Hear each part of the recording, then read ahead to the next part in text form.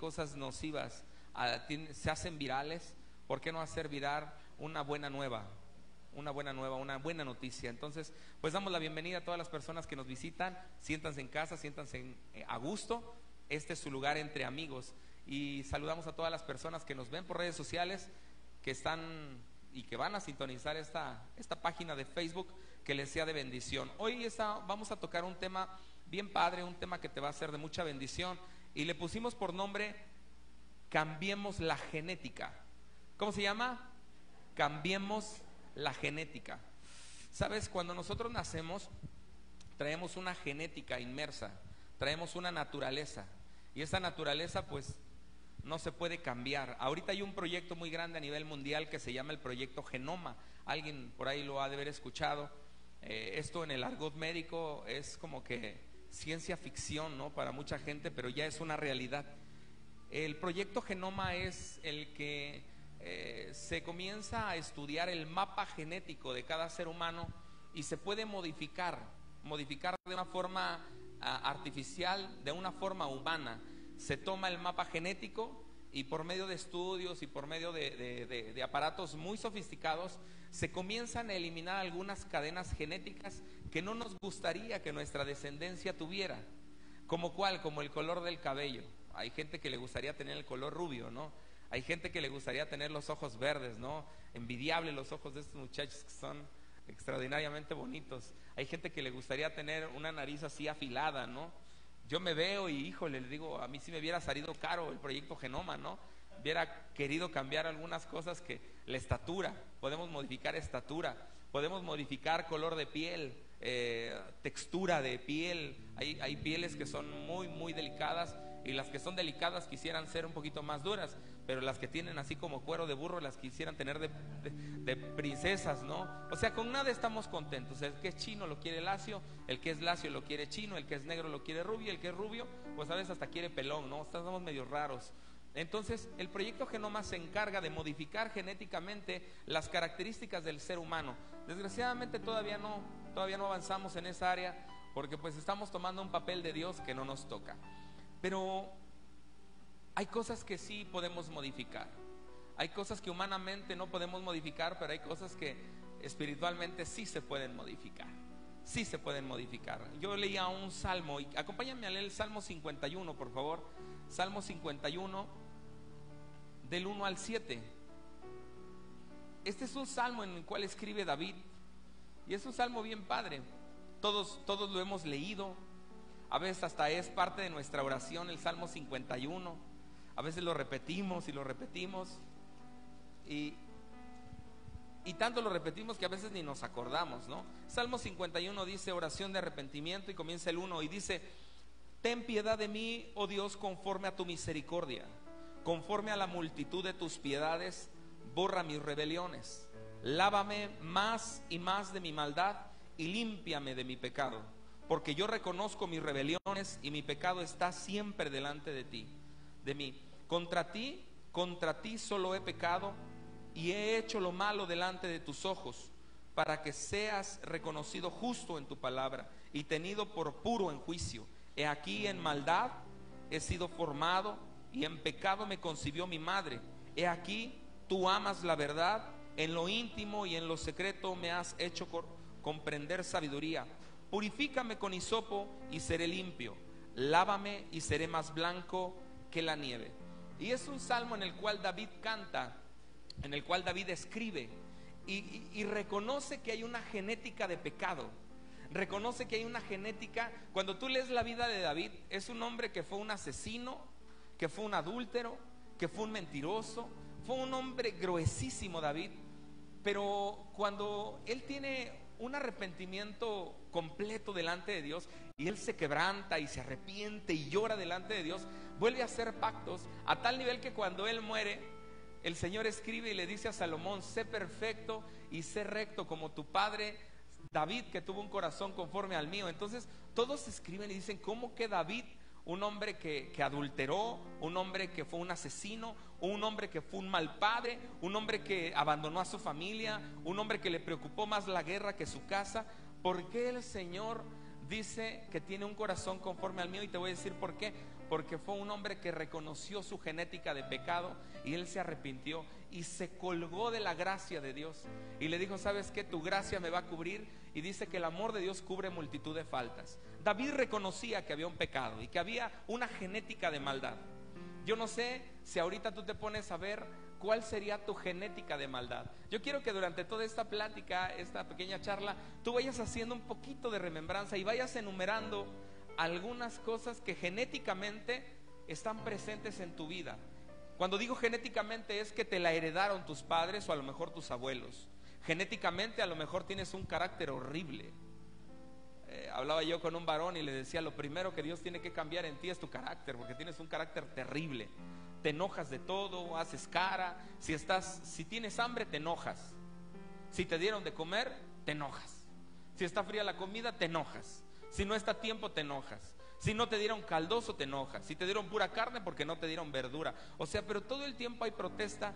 Y si te baja la regla, estás enojada. Si no te baja la regla, ya te preocupaste, dices: ¿por qué no me baja? ¿Qué? ¿Se me va a quedar todo amontonado allá adentro? Hay gente que piensa que porque no le baja la regla, se queda todo eso almacenado, y te quiero decir que no. Eso es parte de una genética. Hay gente que de pronto tiene arranques de ira y dice: ¿pero por qué soy así? ¿No? Porque hay una genética de ira, genética de celos. Haz una remembranza y di: chispas, creo que sí tengo genética de celos, ¿no? De cualquier cosa me enojo de que saluden a mi esposo, me enojo de que le dio la mano, me enojo de que se acercó, me enojo de que huele a perfume de mujer, me enojo que voltee a ver, me enojo de todo, lo celo y digo: ahora andas con una rubia porque le encontré un cabello rubio, y le ves un cabello negro y dices: ahora andas con una morena de fuego, uy, malvado. Y luego debes ahora andas con una bien de cabello blanco, y luego un día llegas y no le encuentras nada y dices: seguro con la pelona andas, ¿no? O sea, por todo estás haciendo pleito, por todo haces lío. Y es una genética que tenemos. Y si tú te das cuenta y volteas atrás, probablemente tu mamá o tu abuela tenía esta conducta, una genética que se repite una y otra vez. David lo reconocía y le decía al Señor: en verdad en pecado me concibió mi madre, y Señor, lávame con hisopo. Y reconocía que necesitaba de Dios. Acompáñame a leer otro pasaje. Y voy a hablar acerca de hombres muy emblemáticos como David y como Pablo. El libro de Romanos 7, por favor. Si me acompañas a leer Romanos 7. Es un libro que es una carta que escribe Pablo a los romanos. Pero lo increíble que habla Pablo del 7, del 1 al 14. En este libro, cuando tú lo comienzas a leer, Pablo reconoce que hay algo dentro de él que no puede cambiar. Y dice: ¿acaso ignoréis, hermanos, pues hablo con los que conocen la ley, que la ley se enseñorea del hombre entre tanto que éste vive? Porque la mujer casada está sujeta por la ley al marido mientras éste vive, pero si el marido muere, ella queda libre de aquel marido.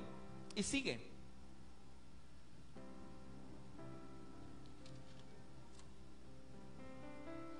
Bríncate hasta el 13. Y dice: luego lo que es bueno vino a ser muerte para mí, en ninguna manera, sino que el pecado, para mostrarse pecado, produjo en mí la muerte por medio de lo que es bueno, a fin de que por el mandamiento el pecado llegase a ser en sobremanera pecaminoso, porque sabemos que la ley es espiritual, mas yo soy ¿qué? Carnal. Fíjate cómo habla Pablo y reconoce que él tiene una naturaleza carnal y pecaminosa. Sí, Cristo vino a justificarlo, ha lavado con su sangre, pero dice: estoy viviendo en un estuche que es carnal.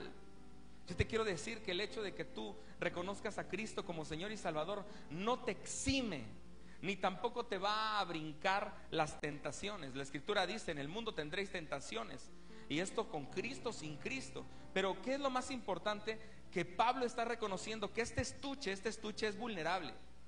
Este estuche, mientras no esté conectado con Dios, es un estuche que va a estar sujeto y va a tener más tentaciones y menos capacidad para resistir la tentación. Y sigue escribiendo Pablo: porque lo que hago, así dice el 15, porque lo que hago no lo entiendo, pues no hago lo que quiero, sino lo que aborrezco, eso hago. Y si lo que no quiero, esto hago, apruebo que la ley es buena, de manera que ya no soy yo quien hace aquello, sino el pecado que mora en mí. Y yo sé que en mí, esto es, en mi carne, no mora el bien, porque el querer el bien está en mí, pero no el hacerlo, porque no hago el bien que quiero, sino el mal que no quiero, eso hago. Y si hago lo que no quiero, ya no lo hago yo, sino el pecado que mora en mí. Parece un juego de palabras, pero Pablo estaba reconociendo y decía: yo quiero hacer lo bueno, en verdad quiero portar bien, en verdad quiero honrar a mi esposa, en verdad quiero tratar bien a mis hijos, pero de pronto me cuesta mucho trabajo. ¿Cuántos han decidido en su corazón decir: ya voy a perdonar a mi suegra, ya, ahora sí ya decido, yo perdono a mi suegra, si mi suegra no me debe nada, sí, suegrita, voy a llegar y voy a decir: suegrita, ¿cómo está? Y ella me va a decir: bien, hija, qué bueno que te arrepentiste. Y hacemos una película, pero cuando te encuentras a la suegra está con una carísima, así como oso hormiguero, está molesta, y tú dices: uy, mendiga vieja, ¿cómo? Y parece que quisieras hacer algo, pero el pecado que mora en ti no te lo permite. Hombres que dicen: yo ya no voy a ver a las mujeres, ya no voy a codiciar, es más, ya decido cerrar esta página, ya no voy a volver. Pero el pecado que mora en ti es el que te seduce a volverlo a hacer. La mentira, ¿cuántos han dicho: ya no quiero mentir, ya no quiero hablar blasfemia, ya no quiero estar condenando, ya no quiero hablar tontería y media? Pero el pecado que mora en ti te origina. ¿Cuántos ya no quieren ser chismosos? Y parece que hasta nos llama, ¿no?, el chisme. Parece que hasta se ponen más candentes cuando uno decide ya no ser chismoso. Parece que llegan y te lo platican. Y no te puedes aguantar la necesidad de decir: uy, ¿a quién se lo cuento? ¿A quién se lo cuento? ¿A quién se lo cuento? ¿No? ¿Por qué? Porque es una naturaleza. Pero Pablo reconoce y dice: porque no hago el bien que quiero, sino el mal que no quiero, eso hago. Y dice la escritura en el 21: así que, queriendo yo hacer el bien, hallo esta ley, que el mal está en mí. Porque según el hombre interior me deleito en la ley de Dios, pero veo otra ley en mis miembros que se rebela contra la ley de mi mente y que me lleva cautivo a la ley del pecado que está en mis miembros. Y reconoce Pablo, y después, fíjate cómo es su expresión, y dice: miserable de mí, ¿quién me librará de este cuerpo de muerte? Porque reconoce que en el cuerpo hay una ¿qué? Hay una genética de maldad. Los niños, ¿por qué tienen esa genética de que agarran un juguete y dicen: mío, préstaselo a tu primo, mira, mío? Termina uno bronqueado con la familia porque el chamaco no quiere prestar un juguete. Y dices: qué chamaco tan maleducado, no lo educan, mira a sus padres, pero mira cómo lo dejan. Porque en el niño hay una naturaleza que es una genética pecaminosa. ¿A poco tú le enseñas a tu hijo a ser desobediente cuando está de chiquito? ¿A poco tú le enseñas a ser egoísta? No lo prestes, hijo, y cuando venga el primo o la prima, ni le prestes al chamaco, que le compren su juguete. ¿Le enseñas eso? Pero es una genética que traen. La rebeldía del hijo ya la trae inmersa. Quiere decir que hay una genética en nuestra vida que nos orilla a hacer lo malo. Por eso el Señor de alguna forma nos perdona, porque dice que si cometemos pecado, fiel y justo es para perdonar nuestros pecados y limpiarnos de toda maldad, y nos da una oportunidad porque sabe que estamos en una genética pecaminosa. Pero el Señor también nos da una oportunidad de transformar esta genética. Mucha gente dice: estás loco, ¿cómo se puede cambiar la genética? Yo te quiero decir que encontré un pasaje en donde un hombre de 90 años llega con su suegro Labán. Todos se acuerdan de este hombre. Acompáñame a leerlo, está en Génesis 31. Y es una historia tan hermosa. Es una historia que todos nos debemos de saber. En verdad es como si fuera una película de Steven Spielberg, una película de esas bonitas y que tenemos que aprender. Génesis 31. Te voy a explicar un poquito el contexto y hacerte un poquito de remembranza. Jacob venía huyendo de su hermano que le había robado la primogenitura, todos se acuerdan. Y llega a la casa de su tío Labán, y entonces conoce a una mujer que lo cautiva, lo encanta, llamada ¿cómo? Raquel. Entonces ve a Raquel y se encanta, se enamora y dice: wow, esa es la mujer de mi vida. Le dice a su papá: oye, yo me quiero casar. Y le dice: claro que sí, que te vas a casar con ella. Cuando la lleva a casar, todos saben la historia, le pone a la otra, le pone a la fea, le pone a Lea. Y entonces cuando amanece con la de ojos bonitos. Por eso no permitas que te diga que tengas ojos bonitos, ¿eh? Esta mujer tenía unos ojos tan hermosos, pero estaba un poquito fea. Entonces cuando despierta Jacob le dice: oye, esto no es lo que habíamos acordado. ¿Por qué me diste esta mujer que no quería yo? Yo quería la bonita. Y le dice: en mi pueblo no se acostumbra a que se dé a la bonita primero. Primero se da a la fea, a la más grande, y después se da a la más bonita. Comienza a trabajar 7 años y le dice: si quieres te voy a dar a la otra también, para que no te veas tan mal y tus chamacos no salgan tan feos. Pues te voy a dar también a la bonita, pero trabájale otros 7 años. Jacob trabaja 14 años, y esos 14 años, al estar trabajando con su suegro, él voltea y dice: oye, no he hecho nada de mi vida, yo he enriquecido la vida de mi suegro, yo lo he hecho prosperar, todo lo que he tocado lo he prosperado, Dios está conmigo, le he multiplicado su ganado, le he multiplicado sus ovejas, sus cabras, y yo no tengo nada. Y le nace el hijo amado, nace José.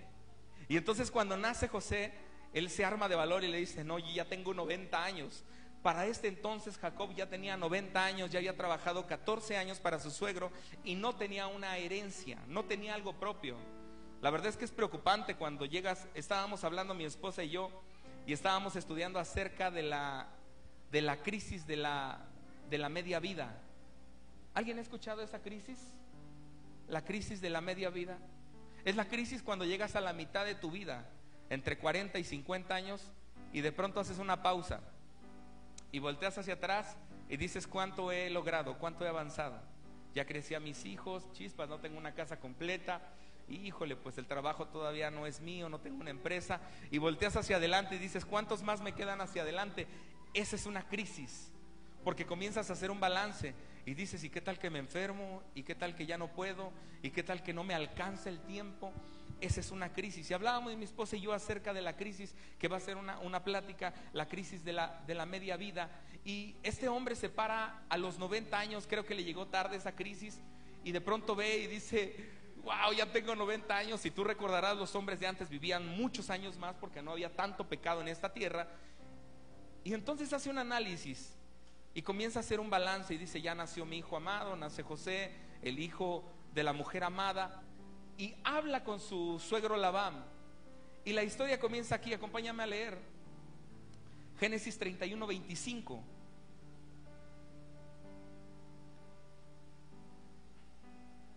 Ahí estamos.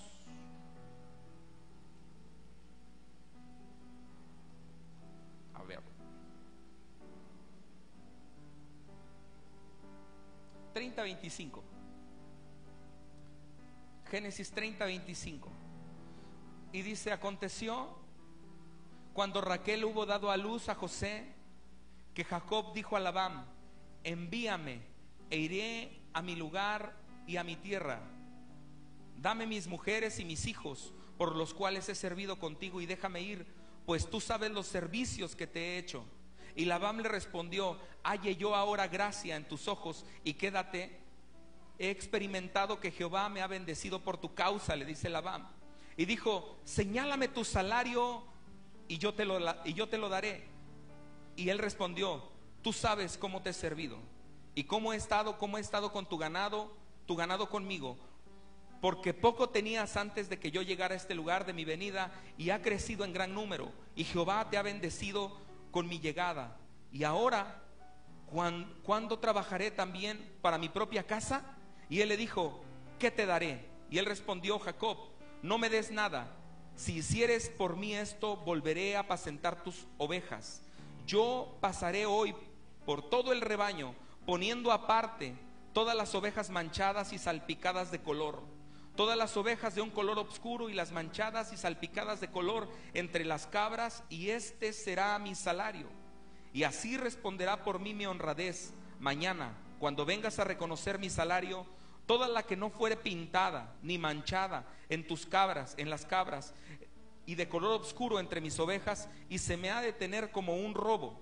Dijo entonces Labán: mira, sea como tú dices. Y Labán apartó aquel día los machos cabríos manchados y rayados, y todas las cabras manchadas, salpicadas de color, y toda aquella que tenía en sí algo blanco, y todas las de color oscuro entre las ovejas, y las puso en la mano de sus hijos.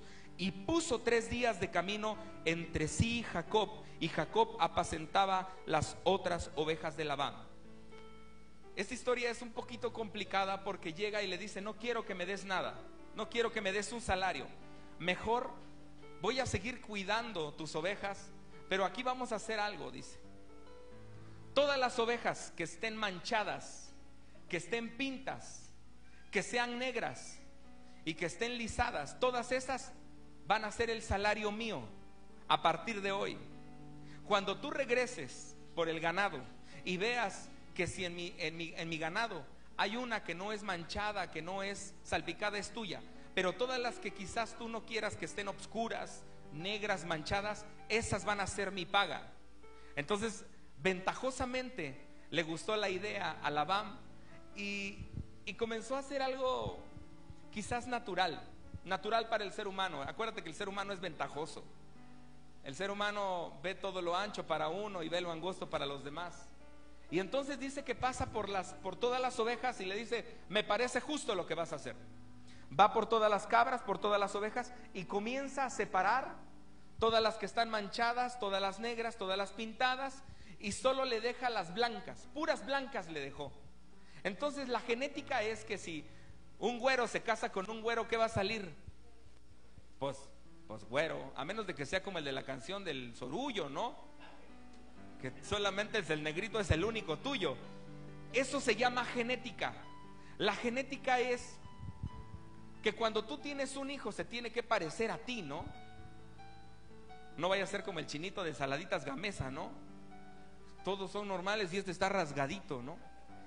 La genética habla de que lo que tú pongas, eso es lo que vas a reproducir.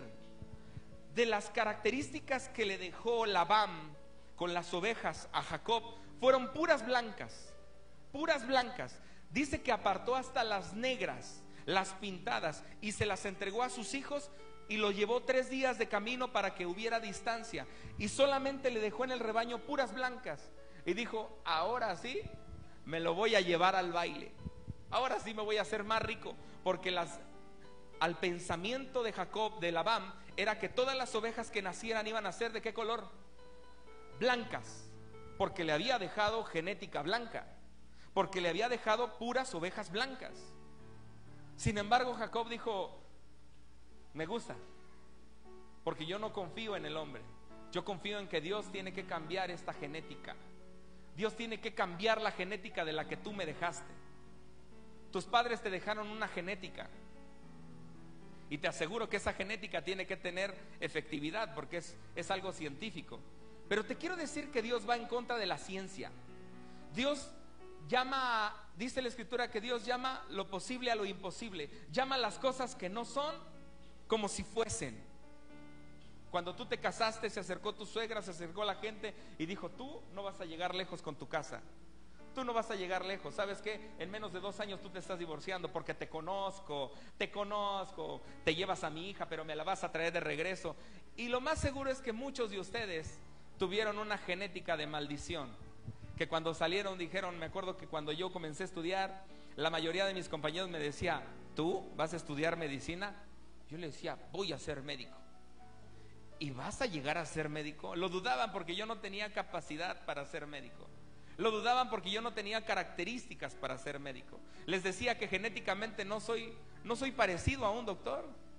Quienes vean, me daba risa lo que les testificaba, pero ya la mayoría de ustedes lo saben, que cuando llegaban los pacientes nuevos me decían: buenas tardes, ¿y el doctor? Y yo estaba barriendo, trapeando o arreglando mi moto, y le decía: pásele. Y me decía: ¿y cómo a qué horas llega? Ahorita pásele, siéntese un ratito, ¿no? Y yo estaba haciendo mi quehacer. No, pero sí va a llegar, sí, pásele. Ya me lavaba las manos y como que le decía: pásele. Les abría la puerta y le decía: bienvenidos. En cuanto yo me ponía el estetoscopio, ellos decían: ese es el doctor. Y le dije: ya sé, el tamaño decepciona, siempre lo he dicho. Yo sé que no me parezco. Ustedes esperaban un doctor alto, así, alto, guapo, barbón, con una corbata y que estuviera así, casi, no sé, ¿no? Con una bata blanca, un cubrebocas y diciéndole: bienvenida, pásele, ¿qué tal? Estamos para hacer, no sé, otra cosa. Y que hubiera una secretaria aquí que te agendara, ¿no? Porque esa es la cultura que tenemos, que los doctores son guapos. Yo me salí de la cultura, yo rompí la genética. uno de mis amigos que venía, que era un congregante, me decía: oye, ¿te puedo decir algo? ¿Y no te enojas? No, dime. Yo cuando te conocí pensé que eras el intendente, dice. No, pues sí, yo también lo creí, pero pues bueno, yo rompí la genética. No tengo manos de médico, no tengo características de médico, no tengo lo que es la estructura de un médico. Decidimos romper la genética, porque la gente te estigmatiza y dicen: tú tienes cara así como de funcionario público. No, tú tienes cara como de esto. Y te van encajonando de acuerdo a lo que ellos creen. Tu familia y tu casa te decía: no, mi hijo tiene cara para esto. No, mi hija esa tiene cara para hacer lo otro. Ella va a llegar lejas. No, este es muy rebelde. Y te das cuenta que el último y el más chiquito, en el que más consentido es el que más dolor de cabeza te está dando. Y termina manteniéndote el más grande, al que le golpeaste, al que lo corriste, al que no le diste terreno. Ese es el que te mantiene. Rompe la genética. Y entonces este hombre traía una genética marcada y decía: ¿sabes qué? Le dejé puras ovejas blancas y lo único que va a parir sus ovejas son ovejas blancas. Y me voy a hacer más rico y este cuate no se va a poder ir de mí y lo voy a tener esclavizado todo el tiempo. Sin embargo, Dios le dio una estrategia y le dice: no, porque lo que maldijo el hombre, Dios lo va a bendecir. Porque no puedes llamar, como decía Pedro, ¿no? ¿Se acuerdan que bajó un lienzo con animales reptiles, inmundos? Y entonces el Señor lo trae en una visión y le dice: come, mata a un animal y cómelo. Y le dice: no, Señor, ¿cómo voy a hacer eso? No, hombre, si yo he guardado la ley. Y le dice: ¿por qué llamas inmundo lo que yo he santificado? La gente te va a decir: oye, tú eres aquel pecador, oye, tú eras esto, oye, tú eras lo otro. Y le vas a decir: sí, yo era, ¿no? Pero el Señor me ha santificado. Oye, tú eras un mentiroso, era sí, yo lo era, en verdad lo veo. Ahora que lo veo en redes sociales, mucha gente decir: ¿qué no? Ese es el gordito que echaba relajo y el que andaba ahí de revoltoso. Sí, lo va a decir, yo lo imagino. Pero Dios cambió la genética. Dios le da una estrategia a Jacob y le dice: ¿sabes qué vas a hacer? Y acompáñame a leerlo. Y dice la escritura en el 34. Perdón, vamos abajito. 37. Tomó luego Jacob varas verdes de álamo, de avellano y de castaño. Esta va a ser una enseñanza para otra ocasión. ¿Qué simbolizan las tres varas? Es una enseñanza bien padre.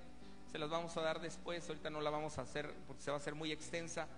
Cada vara simboliza algo y cada vara tiene un significado. ¿Por qué Dios la puso ahí? Varas de álamo. Tomó varas de álamo, varas de ¿qué más? De avellano y de castaño, y las descortezó en ellas mondaduras blancas, descubriendo así lo blanco de las varas. Es como quien pela guías. ¿Alguien ha hecho guías?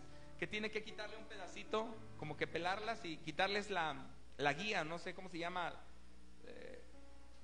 el isle, ¿no? Entonces así las descortezó, agarró la vara, estaban verdes. Entonces lo que hizo fue quitarles una pequeña corteza y les quitaba rayas de corteza y las dejaba unas partes blancas y unas partes verdes, unas partes blancas, y así se hacía como si fuera una cebra. Agarraba las de álamo, agarraba las de castaño y las descortezaba en rayas, y agarraba las de avellano, las de castaño y las de avellano y las de álamo, y las descortezaba, y dice que las ponía, y dice 38, y las puso las varas que había mondado delante del ganado en los canales de los abrevaderos de agua. Los animales venían a beber agua, y cuando venían a beber agua dice que él ponía las varas en donde estaban los abrevaderos, y mientras los animales abrevaban, tomaban agua, comenzaban a ver una visión, comenzaban a tener una visión de que estaban descortezadas, y decía: caray, o es verde o es blanco, o es verde o es blanca. Y veía otra y decía: caray, son las mismas. Cuando venían a brevarse, veían las varas que estaban rayadas. Y dice la escritura que no nada más las puso ahí, sino que también dice en el 39: así concebían las ovejas delante de las varas, y parían borregos lisados, pintados y salpicados de diversos colores. Y apartaba Jacob los corderos y ponía con su propio rebaño los listados y todos los que eran obscuros del hato de Labán, y ponía su hato aparte, no lo ponía con las ovejas de Labán. Y sucedía que cuántas veces se hallaba en celo las ovejas fuertes, Jacob ponía las varas delante de las ovejas en los abrevaderos para que concibiesen a la vista de las varas, pero cuando veían las ovejas más débiles, no las ponía. Así eran las más débiles las de Labán y las más fuertes para Jacob. Y se enriqueció el varón muchísimo y tuvo muchas ovejas, siervas, siervos, camellos y asnos. Increíble lo que hizo Jacob. Dice que cuando venían a brevar ponía las varas, pero no nada más ahí, sino cuando comenzaban a parearse, cuando comenzaban a concebir, también les ponía las varas. Y las ovejas, dice que comenzaban a tener crías que eran pintadas, salpicadas y obscuras. Comenzaba a multiplicarse el ganado. La mayoría de estas ovejas que venía de la casa de Labán tenían una genética. Al igual que ellas, nosotros venimos de una casa de Labán. Venimos de una casa en donde a lo mejor no nos trataron bien. Venimos de una casa donde a lo mejor recibimos golpes, recibimos maltrato. A lo mejor te corrieron, a lo mejor te humillaron, te menospreciaron. Vienes de una casa donde fuiste lastimado. Pero cuando vienes a Cristo, hay dos pasajes que a mí me encantan. Uno de ellos es cuando vinieron las serpientes. ¿Todos se acuerdan? Que hubo serpientes de fuego en el desierto. Y dice que cada vez que la serpiente mordía a un judío, el judío moría. No había cura. Hasta que Moisés oró a Dios y Dios le dio una visión y le dijo: ¿sabes qué? Esta es una palabra que vas a llevar y va a traer sanidad a tu pueblo. Y le dice: ¿por qué no vas a levantar una asta? Y sobre esa asta vas a poner ¿qué? Una serpiente ¿de qué? De bronce. Y la vas a poner en la parte más alta del campamento. Y cuando una serpiente muerda a uno de los hijos de Israel, el hijo de Israel, el judío, va a tener que mirar el asta. Y la serpiente de bronce va a creer y va a ser sanado. De ahí el símbolo de la medicina. Por si no te la sabías, de ahí viene el símbolo de la medicina. Todos ven que hay una varita y unas alitas y una serpiente enrollada, ¿no? La mayoría de los médicos, tú le preguntas de dónde, dicen: pues quién sabe, ha de ser un logotipo del Arqui, ¿no? Pues no sé, a lo mejor a la universidad, porque ni sabemos, somos medios incultos. No sabemos porque no leemos la escritura. Pero cuando tú ves de dónde viene, de dónde sale el símbolo y el logotipo de la sanidad, viene de ahí, de ese pasaje. El Señor levanta un asta, le hace levantar a Moisés una asta y una serpiente de bronce, y dice la escritura que cuando venía la enfermedad, cuando venían, ellos veían el asta que estaba enrollada la serpiente, ellos creían en su corazón y eran sanados, y no dejaron de morir. Pero tenía un requisito: tenían que creer y tenían que mirar. Pasa después y dice la escritura: así como fue levantada el asta y la serpiente de bronce en el desierto, así tiene que ser levantado el Hijo del Hombre.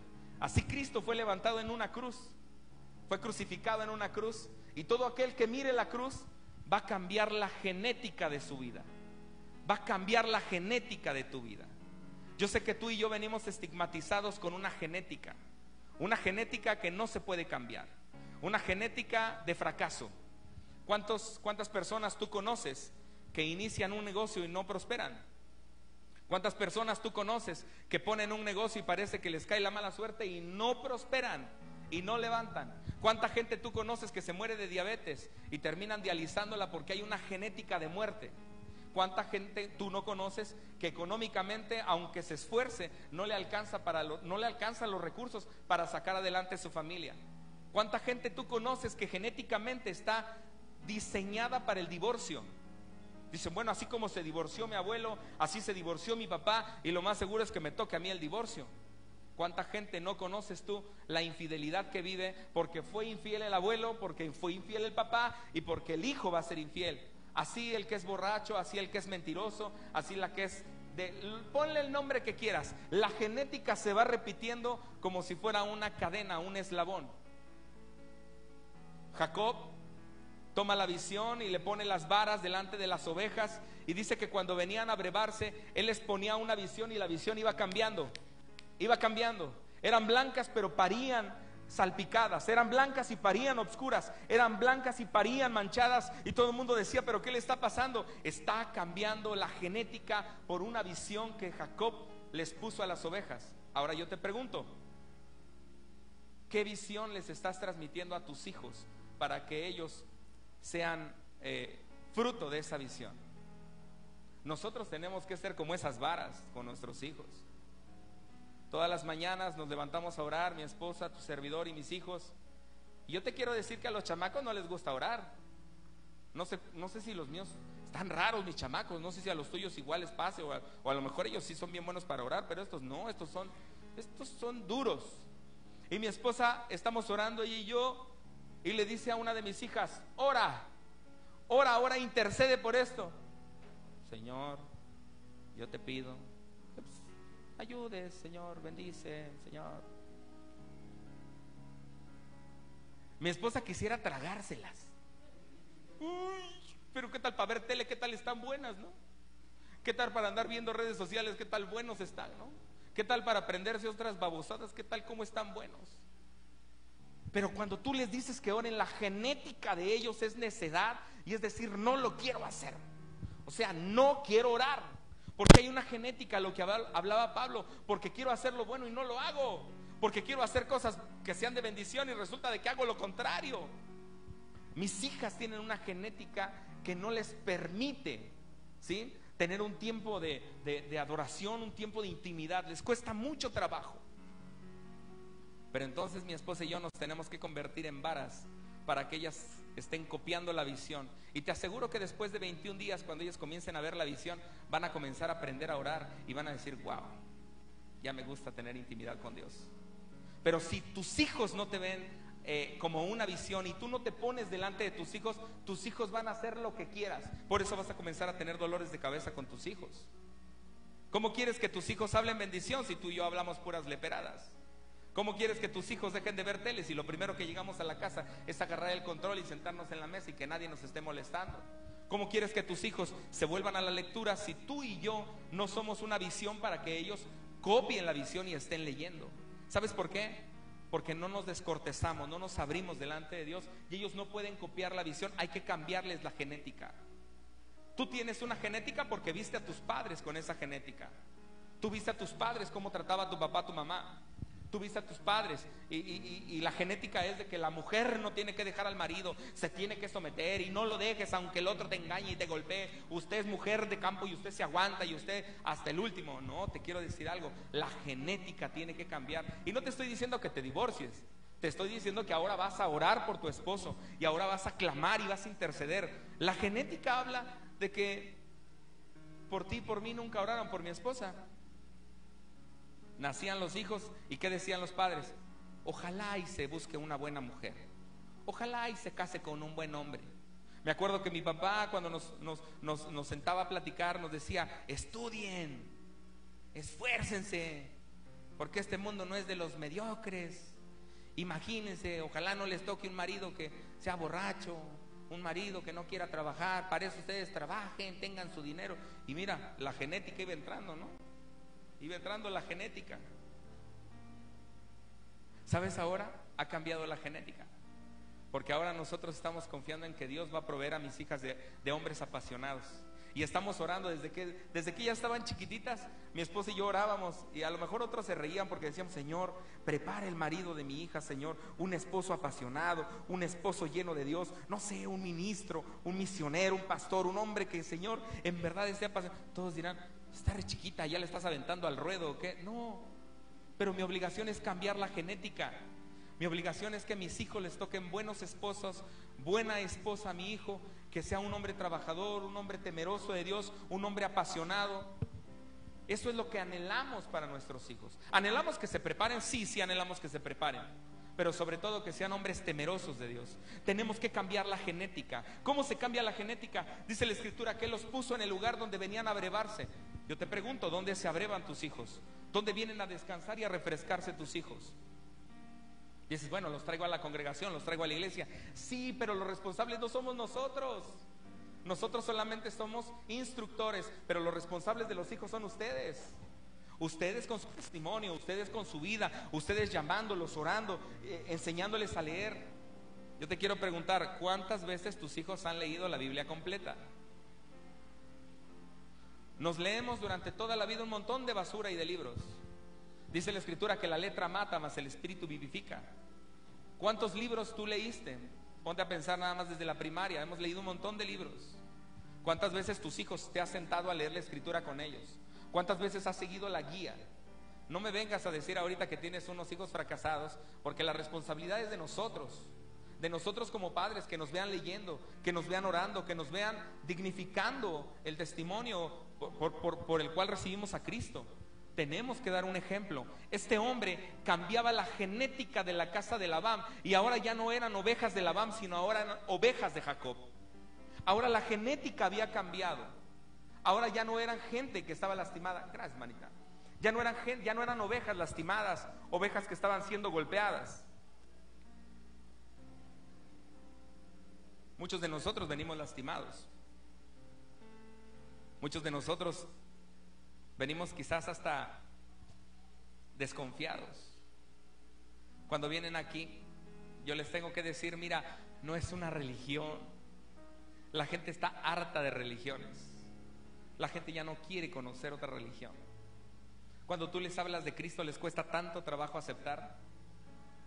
Esta semana, ¿como a cuántas personas invitamos, Conchis?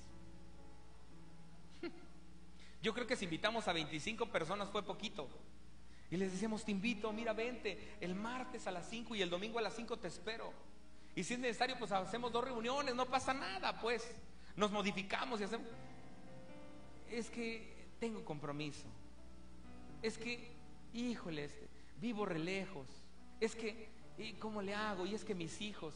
Y siempre tenemos un pretexto. Decía un hombre de Dios en un libro, el 90% de la gente que viene a Cristo Jesús es cuando ya está casi ahorcada.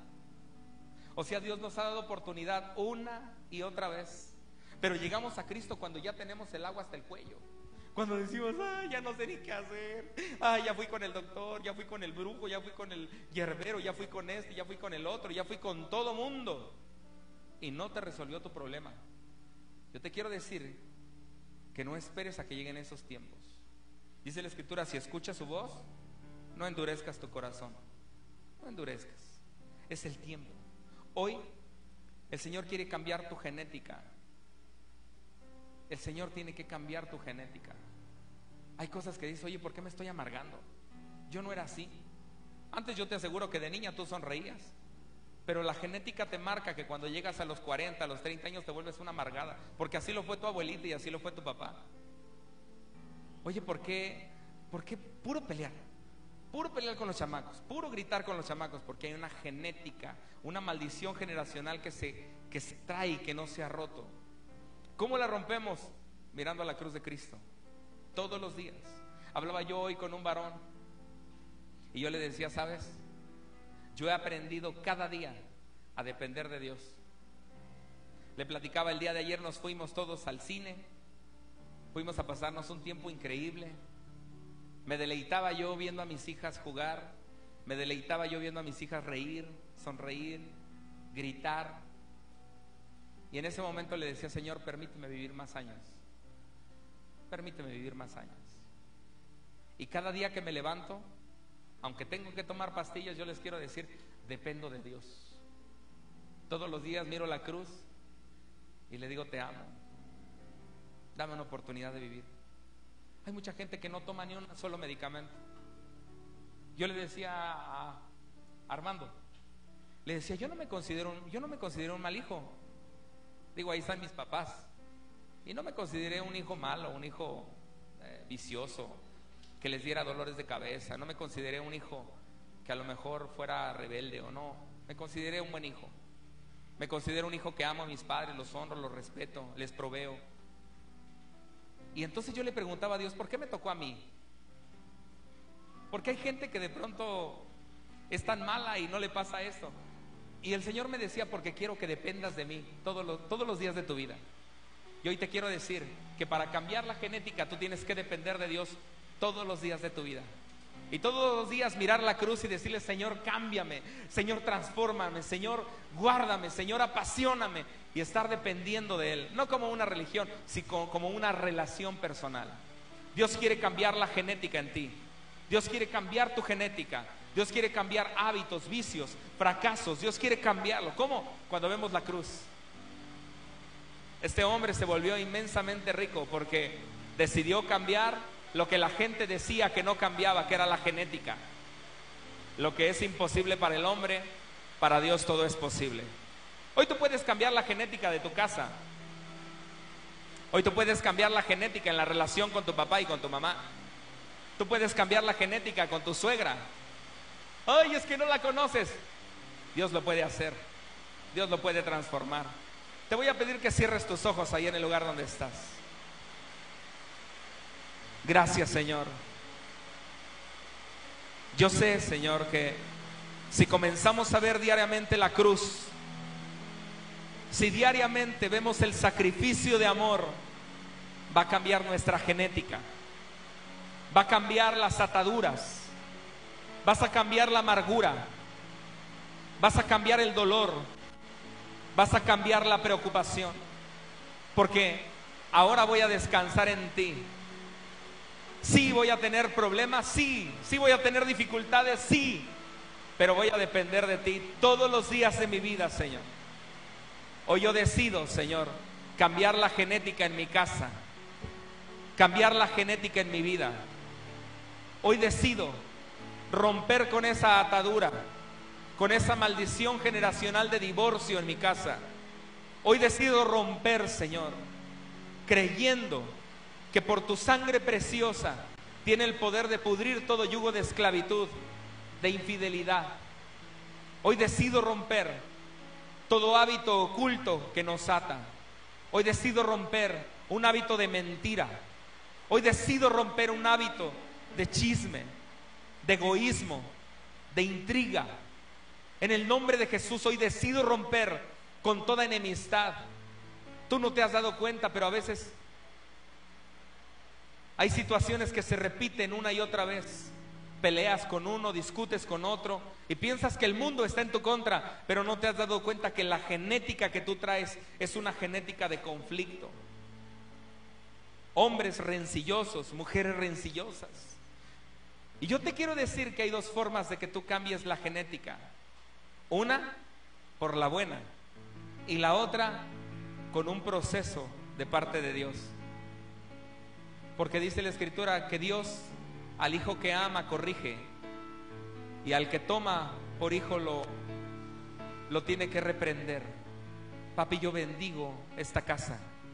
Y hoy decidimos mirar la cruz, así como el pueblo judío miraba la cruz, miraba el asta con las serpientes de bronce y eran sanados. Hoy yo decido ver la cruz todos los días. Hoy yo decido ver el sacrificio de Jesucristo y agarrarme de Él y decirle: Señor, transfórmame cada día. Transfórmame a la imagen y semejanza del precioso varón. Transfórmame, Señor. Hoy dile a Él: rompe toda genética en mi vida. Dile a Él, habla con Él, no esperes que yo ore por ti. Señor, rompe con la genética, rompe con estructuras, rompe con patrones sociales, rompe con maldiciones financieras, maldiciones generacionales. Rompe, Señor, con maltrato. ¿Sabes? Esa genética de maltrato no se ha roto. Tú te casaste pensando que te ibas a casar con el hombre de tu vida, y resulta que ese hombre ahora te lastima igual que lo hacían en tu casa.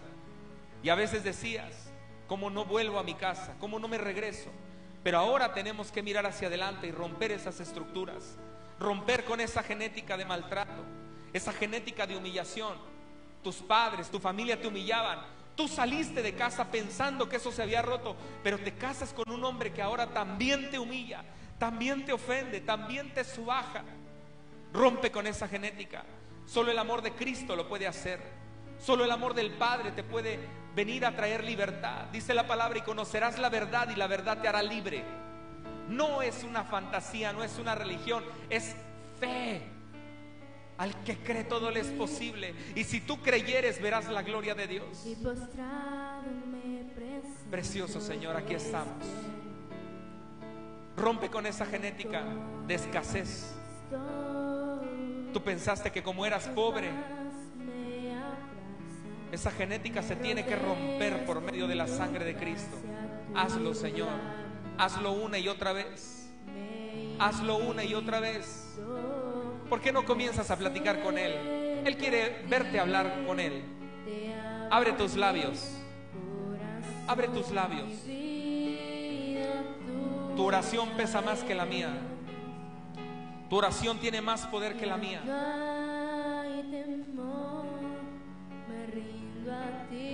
Hazlo tú, Señor, hazlo tú.